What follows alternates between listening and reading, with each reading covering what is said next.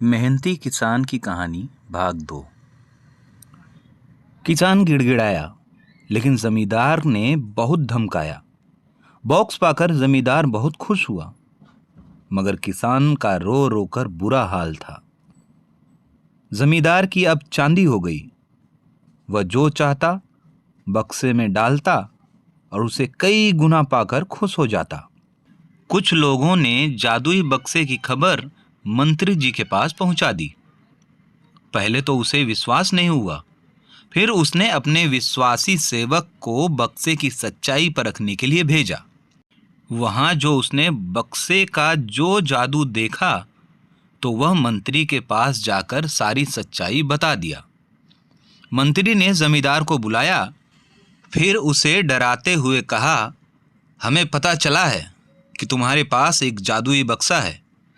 उसे तुरंत हमारे हवाले कर दो। इसी जादुई बक्से को हाथ से निकलते हुए देखकर जमींदार की हालत खराब होने लगी। उसने मंत्री जी से बहुत विनती की, पर मंत्री नहीं माना।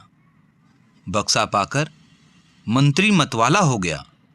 विरोधियों को यह अच्छा मौका मिल गया। उन्होंने बक्से के साथ साथ मंत्री के निकम्मेपन की खबर भी राजा तक पहुंचा दी।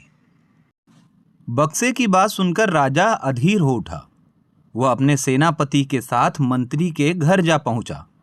उसने कहा, देश की सारी जमीन राजा की होती है, इसलिए जादुई बक्से पर भी उसी का हक है। मंत्री ने बिना देरी किए बक्सा राजा को दे दिया। जादुई बक्से को पाकर राजा प्रसन्न हो गया। सबसे पहले राजा ने जादुई बक्से की मदद से अपने खजाने की वृद्धि की। फिर राजा को उस बक्से की सुरक्षा को लेकर चिंता हुई।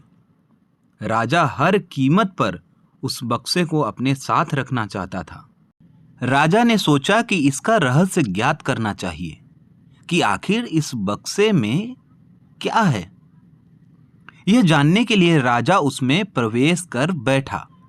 जब बाहर निकला तो उसके पीछे 2 राजा बाहर निकले। असली राजा का कुछ पता नहीं चलता था। वे राज सिंहासन में कब्जा करने के लिए एक दूसरे से लड़ने लगे।